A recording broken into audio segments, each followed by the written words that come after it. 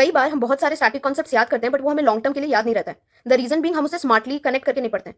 So today's PYQ power shots day 14 and आज ऐसी polity का कॉन्सेप्ट मैं आपको समझाऊंगी।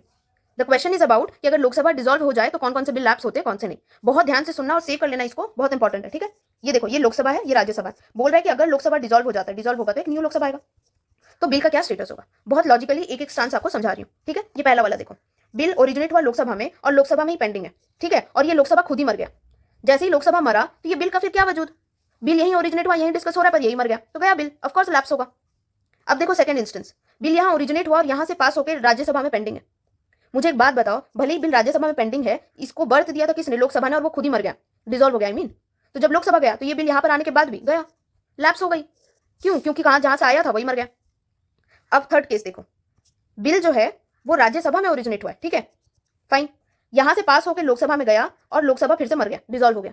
तो लोकसभा जब भी डिसॉल्व होगा, अगर उसके पास बिल है तो वो उसको लेके ही मरेगा, समझ लो। तो ये बिल भी लैप्स हो गया। भाई तुम दोगे उसको, उसके पास बिल है, वो खुद मर गया तो बिल लेके मरेगा।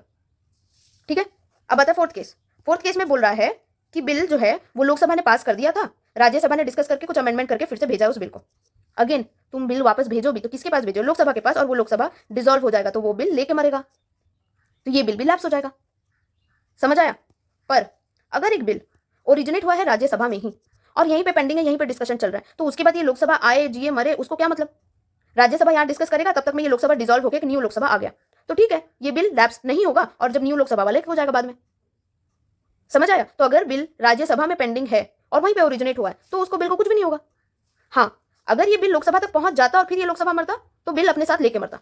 You getting it? ये होता आपका थर्ड इंस्टेंस, बट ये वाला थोड़ा अलग है। आई होप आप ध्यान से सुन के समझ रहे हो। अगर कंफ्यूजन लगे तो एक बार और सुन लेना। अब आता है सबसे बड़ा एक्सेप्शन, इनका बाप, दैट इज प्रेसिडेंट।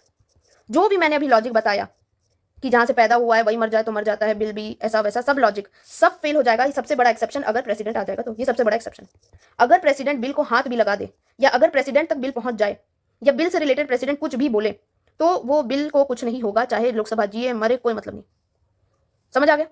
तो अब देखो ये लास्ट का तीनों इंस्टेंस, कि बिल अगर लोकसभा राज्यसभा पास कर चुका है, प्रेसिडेंट के पास असेंट के लिए बाकी है, प्रेसिडेंट आ गया ना, इन्वॉल्व हो गया प्रेसिडेंट, इसमें गया, अब तुम जियो मरो, कहां से ओरिजिनेट हुआ कोई मतलब नहीं है, बिल को कुछ भी नहीं होगा, बिल लैप्स नहीं होगा। अगर प्रेसिडेंट बिल रिकंसिडरेशन के लिए भेज रहा है तो भी प्रेसिडेंट इन्वॉल्व हो गया ना, अब वो बिल को कुछ नहीं होगा। सिमिलरली अगर प्रेसिडेंट ज्वाइंट सीटिंग भी बुला लेता उस बिल को डिस्कस करने के लिए, तो भी वो बिल को कुछ नहीं होगा, कोई लॉजिक काम नहीं करेगा, बिकॉज प्रेसिडेंट इन्वॉल्व है। समझ आ गया? लेकिन उससे पहले के जो 4-5 केसेस मैं बताई थी, उन सब में आप वो लॉजिक समझना कि जहां पैदा हुआ है वही मर जाए तो वो लोकसभा ही मर गया, तो बिल का कोई वजूद ही नहीं रहा। और अगर वो बिल लोकसभा में पेंडिंग है तो लोकसभा मरा तो बिल लेके मरेगा।